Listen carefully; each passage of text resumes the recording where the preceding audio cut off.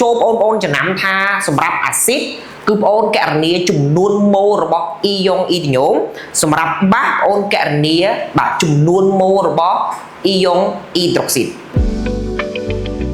បាទជម្រាបសួរនិងសួស្តីទៅកាន់បងប្អូនសិក្សានិស្សិតថ្នាក់ទី12ជាទីមេត្រីស្វាគមន៍ជាថ្មីម្ដងទៀតមកកាន់មជ្ឈមណ្ឌលបណ្ដុះបណ្ដាលមេគង្គហើយលោកគ្រូឈ្មោះខៀវវណ្ណរិទ្ធដែលជាគ្រូបង្រៀននៅមុខវិជ្ជាគីមីវិទ្យានៅក្នុងថ្នាក់ទី12ផងដែរអញ្ចឹងថ្ងៃនេះគឺលោកគ្រូមកបង្ហាញគ្នាយើងអំពីរបៀបនៅក្នុងការកំណត់ធម្មជាតិនៃលបាយសូលីសងក្រោយចប់ប្រតិកម្មរវាងអាស៊ីតនិងបាស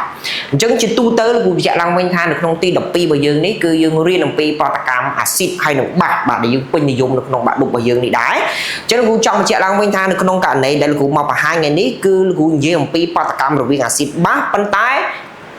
នៅក្នុងករណីមួយដែលលបាយនៃប្រតិកម្មនេះអត់ដល់ចំណុចសមមូលពលគឺអាស៊ីតឬក៏បាសអាចចូលរួមប្រតិកម្មនឹងនៅសល់ក្រោយពេលប្រតិកម្មចប់បាទនេះយើងបាទអញ្ចឹងគឺលោកគ្រូសូមមកបង្ហាញអំពីតិចនិចមួយចំនួនដែរនៅក្នុងរបៀបនៅក្នុងការដោះស្រាយអានេះគ្រាន់គ្រូឲ្យចំណាំគ្នាយើងចំណាំអំពីតិចនិចនេះវិញបាទអញ្ចឹងមានន័យថាដើម្បីឲ្យមានន័យថាគ្រូចង់ចាក់ថានៅពេលដែលគ្នាយើងមានប្រតិកម្មរវាងអាស៊ីតហើយនិងបាសអញ្ចឹងដើម្បីកំណត់ធម្មជាតិរបស់លបាយហ្នឹងគឺយើងអាចអនុវត្តតាមគោលការណ៍នេះបានអញ្ចឹងច្បាប់ទី1មានន័យថាដើម្បីអាចដឹងធម្មជាតិទៅបានចូលបងប្អូនចំណាំថាសម្រាប់អាស៊ីតគឺបងប្អូនករណីចំនួនម៉ូរបស់អ៊ីយ៉ុងអ៊ីទីញ៉ូមសម្រាប់បាសបងប្អូនករណីបាទចំនួនម៉ូរបស់អ៊ីយ៉ុងអ៊ីដ្រូស៊ីតបាទអញ្ចឹងលោកបញ្ជាក់ឡើងវិញផងដែរបាទបញ្ជាក់ឡើងវិញផងដែរថាសម្រាប់អាស៊ីតវាមានអាស៊ីតម៉ូណូអាស៊ីតខ្លាំងនិងឌីអាស៊ីតខ្លាំងចំណែកឯបាសវាមានម៉ូណូបាសខ្លាំងនិងឌីបាសខ្លាំងបាទអានេះយើងលើកតែក្នុងករណីពីរនឹងយកមកសិក្សាទេអញ្ចឹងលោកសូមបញ្ជាក់ឡើងវិញថាបើសិនជាវាម៉ូណូក៏ដោយវាឌីក៏ដោយបងអូនត្រូវទាញរកចំនួនម៉ូរបស់បាទបើសិនជាករណីបាសបងអូនរកចំនួនម៉ូរបស់អ៊ីយ៉ុងអ៊ីដ្រូស៊ីតសម្រាប់ឯសូលីសងអាស៊ីតគឺបងអូនរកចំនួនម៉ូរបស់អ៊ីយ៉ុងអ៊ីដ្រូញ៉ូមបាទពលគឺបងអូនទាញរកបាទអញ្ចឹងនៅក្នុងករណីមួយនៅពេលដែលយើងកណនីហើយយើងចាប់ផ្ដើមធ្វើការប្រៀបធៀបអញ្ចឹងការប្រៀបធៀបទី1បងប្អូនកណនីចំនួនម៉ូលរបស់អ៊ីយ៉ុងអ៊ីដ្រូស៊ីតទៅឃើញថាចំនួនម៉ូលបាទទាំងពីរនេះមិនថាទាំងអ៊ីដ្រូស៊ីតទាំងអ៊ីទីញ៉ូមវាស្មើគ្នាបងអូននឹងទាញថាលបាយនៃសូលីសុងនេះជាសូលីសុងណឺតអញ្ចឹងខ្ញុំបញ្ជាក់ឡើងវិញថាបើពីរនឹងស្មើគ្នាចំនួនម៉ូលទាំងពីរស្មើគ្នាសូលីសុងដែលទទួលបានជាសូលីសុងណឺតតែផ្ទុយទៅវិញបាទក្នុងករណីទី2បងប្អូនករណីហើយបងប្អូនធ្វើការប្រៀបធៀបថាចំនួនម៉ូលរបស់អ៊ីយ៉ុងអ៊ីដ្រូស៊ីតនៃអ៊ីយ៉ុងអ៊ីទីញ៉ូមនេះឃើញថាអ៊ីយ៉ុងអ៊ីដ្រូស៊ីតវាធំជាងអ៊ីយ៉ុងអ៊ីទីញ៉ូមអញ្ចឹងយើងទាញថាសូលីសុងនឹងជាសូលីសុងបាទអញ្ចឹងខ្ញុំបញ្ជាក់ឡើងវិញថាបរិមាណអ៊ីយ៉ុងអ៊ីដ្រូស៊ីតបញ្ជាក់អំពីសូលីសុងបាសអញ្ចឹងបើបរិមាណអ៊ីយ៉ុងអ៊ីដ្រូស៊ីតលើសលប់ឬក៏ច្រើនជាងបរិមាណអ៊ីយ៉ុងអ៊ីទីញ៉ូមបាទសូលីសុងនឹងជាសូលីសុងបាស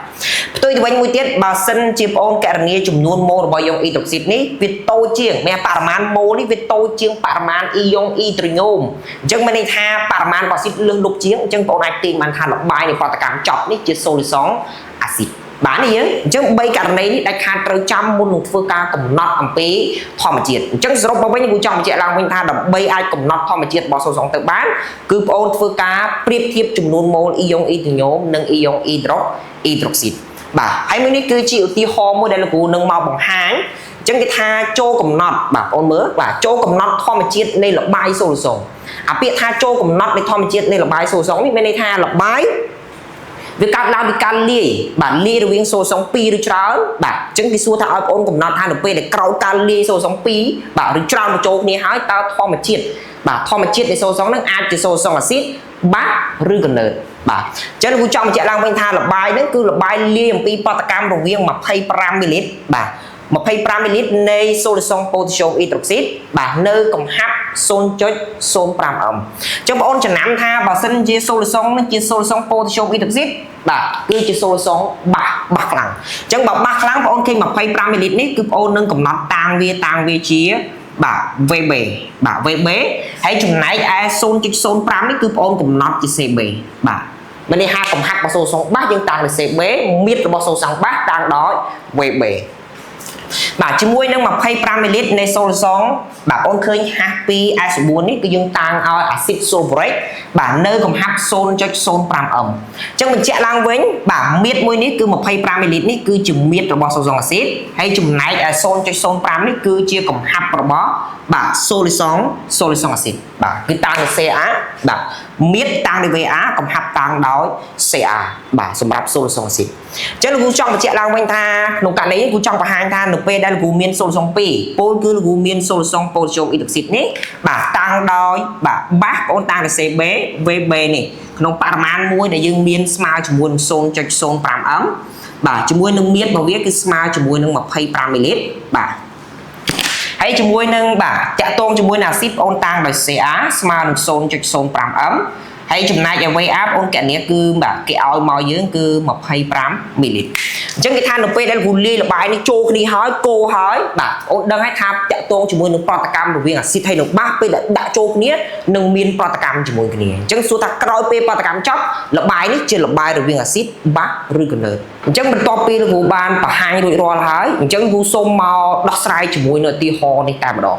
បាទអញ្ចឹងបងប្អូនគ្រូបញ្ជាក់ឡើងវិញថានៅក្នុងករណីដែលបងប្អូនធ្វើការកំណត់អំពីធម្មជាតិរបស់លបាយគឺដាច់ខាតបាទសម្រាប់សូលីសងអាស៊ីតទៅរកចំនួនម៉ូលអ៊ីយ៉ុងអ៊ីដ្យូមសម្រាប់សូលីសងបាសអូនត្រូវការរកចំនួនម៉ូលរបស់អ៊ីយ៉ុងអ៊ីដ្រូស៊ីតបាទអញ្ចឹងលំនាំនេះដូចគ្នាដែរអញ្ចឹងលោកគ្រូចង់បញ្ជាក់ឡើងវិញថាកំណត់លោកគ្រូចាប់ផ្ដើមទាញករណីដំបូងនេះគ្រូទាញអំពីសូលីសងប៉ូតាស្យូមអ៊ីដ្រូស៊ីតនេះមាននេះគ្រូចង់បញ្ជាក់ឡើងវិញថាកំហាប់ CB នេះគឺតាំងសម្រាប់កំហាប់របស់សូលីសងបាសដែលបងអូនឃើញមកគឺស្មើជាមួយនឹង 0.05 អឹមបាទអូនចម្លងមកវិញចំណែក VB ជំមៀតរបស់សូលីសងបាសអូនឃើញប៉ុន្មានដែរយើងគឺឃើញ25 ml លោកគ្រូសូមបញ្ជាក់ឡើងវិញថាຂະຫນាតមៀតនៅក្នុងគីមីវិទ្យារបស់យើងបាទយើងគិតជាលីត្រអញ្ចឹងបើកាលណាបងអូនចាប់ផ្ដើមឃើញ25 លីត្របំលែងຂະຫນាតមីលីត្រទៅជាលីត្រយកតែម្ដងអញ្ចឹងលោកគ្រូសូមផ្ដាច់យកតែម្ដងគុណនឹង10សេគុណដក3យកនេះអញ្ចឹងគ្រូបាន25គុណនឹង10ស្វ័យគុណដក3លីត្រយើងតោះនេះគឺរបៀបបំបែកຂະຫນាតពីមីលីលីត្រទៅជាលីត្រលោកគ្រូគុណនឹង10សេគុណដក3បាទអញ្ចឹងអនុវត្តតាមរូបមន្តលោកគ្រូចង់បញ្ជាក់ឡើងវិញថារូបមន្តរបស់យើង n ស្មើ CV ចំនួនម៉ូលស្មើនឹងកំហាប់គុណនឹងមៀតអញ្ចឹងបើសិនជាបងអូនមានកំហាប់របស់សូលីសងបាសមៀតរបស់សូលសងបាសពេលបងអូនទាញមកគឺបងអូនបានចំនួនម៉ូលរបស់សូលសងបាសតែលោកគ្រូបញ្ជាក់ឡើងវិញថាយើងអត់ត្រូវការចំនួនម៉ូលសូលសងបាសទេយើងចង់បានចំនួនម៉ូលអ៊ីយ៉ុងអ៊ីដ្រូស៊ីតបាទចំនួនម៉ូលរបស់អ៊ីយ៉ុងអ៊ីដ្រូស៊ីតអញ្ចឹងគ្រូបញ្ជាក់ឡើងវិញថាប៉ូតាស្យូមអ៊ីដ្រូស៊ីតនេះគឺជាម៉ូណូបាសខ្លាំងអញ្ចឹងបើកាលណាវាជាម៉ូណូបាសខ្លាំងចំនួនម៉ូលរបស់អ៊ីយ៉ុងអ៊ីដ្រូស៊ីតនេះគឺស្មើនឹងចំនួនម៉ូលរបស់បាទចំនួនម៉ូលរបស់បាសបន្តមកទៀតបងអូនគុណយកតែម្ដងមានន័យថា CB បាទ CB ស្មើជាមួយនឹង 0.05 អឹមគ្រូគុណបញ្ចូលជាមួយនឹង25គុណនឹង10ស្វ័យគុណដក3បាទអូនគុណលេខមកលោកគ្រូបានបាទបងលោកគ្រូបាន125គុណនឹង10ស្វ័យគុណដក5ម៉ូលបាទអញ្ចឹងបញ្ជាក់ឡើងវិញថាម៉ូលនេះជាម៉ូលរបស់អ៊ីយ៉ុងអ៊ីដ្រូស៊ីត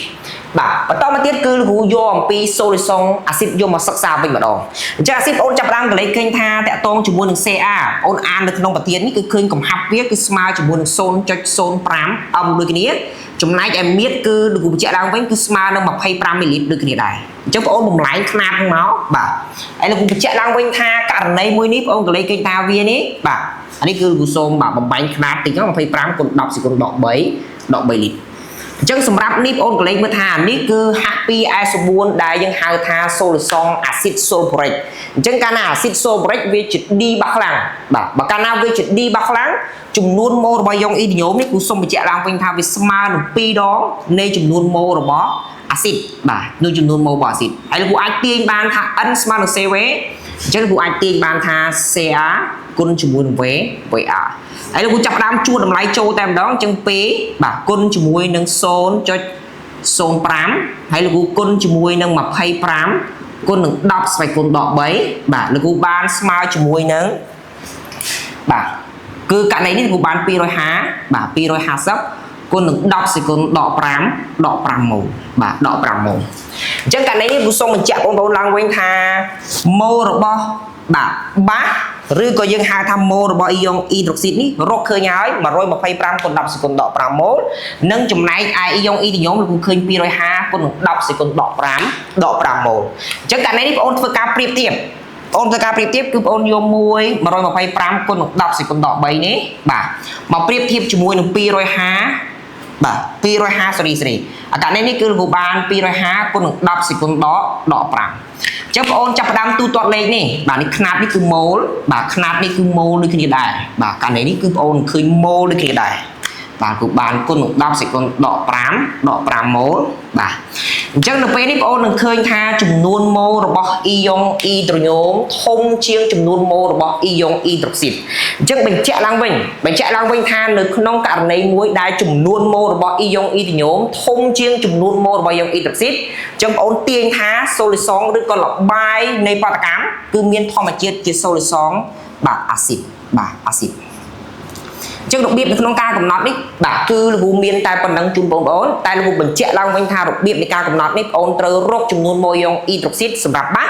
និងអ៊ីយ៉ុងអ៊ីទីញ៉ូមសម្រាប់អាស៊ីតរួចធ្វើការប្រៀបធៀបដោយដែលលោកបានបង្ហាញបាទអរគុណច្រើនសម្រាប់ការតាមដាននិងការសិក្សា